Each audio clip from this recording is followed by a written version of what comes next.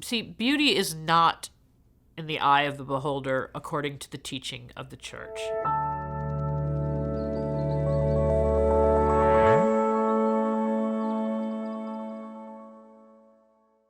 So one of the problems in the church today is we don't even know what beauty is anymore.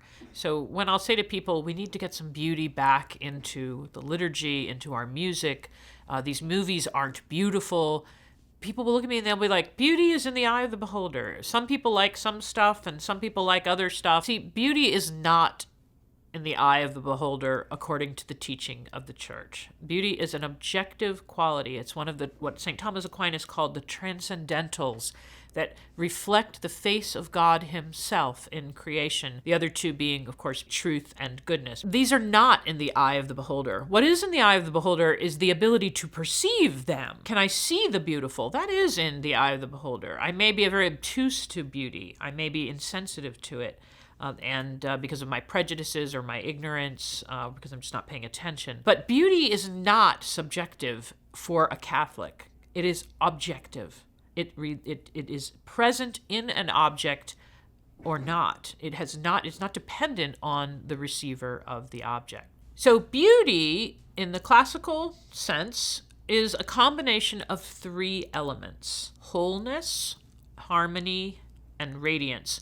These are expressed different ways by St. Thomas, Aristotle, some of the other philosophers. Sometimes they'll say completeness, sometimes they'll say integrity. Basically, I like wholeness, harmony, and radiance. I think that they give the idea in a very digestible way. So wholeness means there's nothing missing and nothing extra in a work of beauty. Something that is beautiful has just what it needs to. All of the parts are present, and nothing that should be present is missing. Now, when you think of a work of art, you say something like a movie, well, what would be something missing in a movie that would make it unwhole? Suppose I made a movie and I left out all the subplots. It's like, oh, well, that's missing now in the movie, and you need to have that, or an antagonist or a source of conflict. Oh, this movie's missing conflict. It's not whole. Therefore, it's not beautiful. So one of the things that you have to do to figure out what's beautiful in every art form is learn the parts.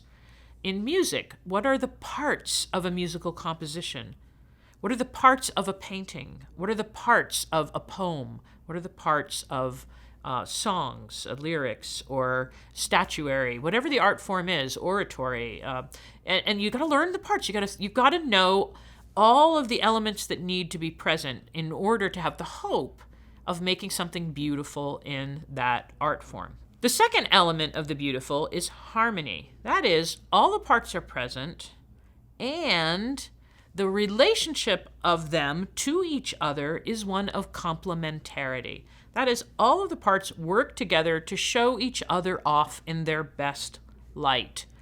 That means that it's not the perfection of the parts. So we're going to have perfect parts. The perfection in a work of beauty is in how they correspond to one another. Unharmonious situation, say, would be in a choir. You have someone who's an amazing alto, a woman who really can sing the alto part perfectly. But when she gets together with the other choir members, she's so good that she basically drowns out everybody else.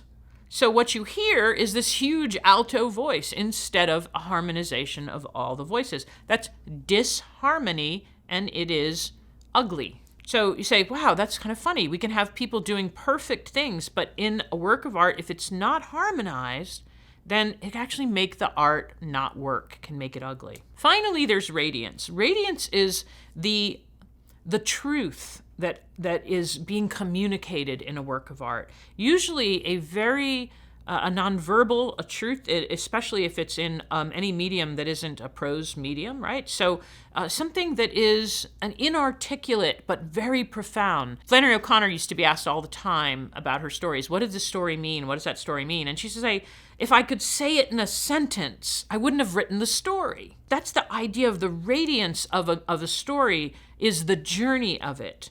That you have to read the whole story and change with the characters, and that the meaning then is in that journey. It's the same thing, say, with a painting.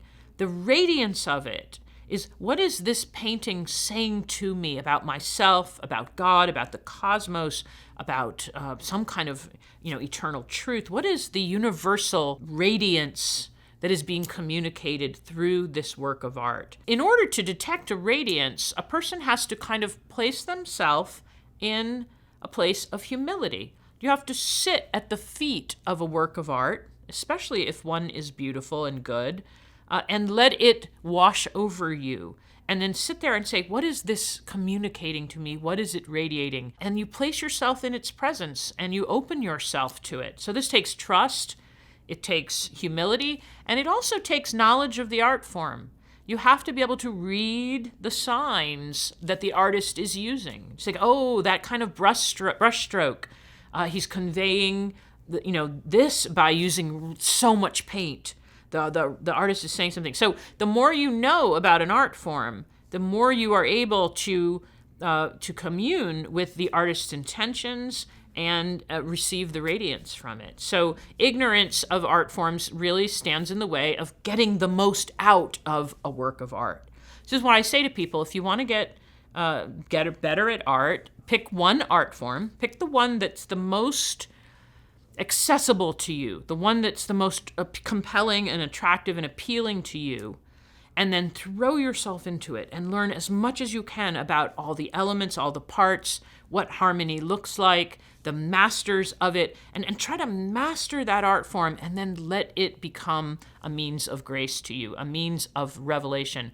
John Paul II said, God's continuing revelation comes to us through artists who are trying to bring the beautiful into the world, and that God will continue to form us and speak to us and tell us things about ourselves and about Him and the world through the talent of artists. So it behooves us to learn how to detect the beautiful, and then how to place ourselves humbly at its feet so that we can grow and continue our journey.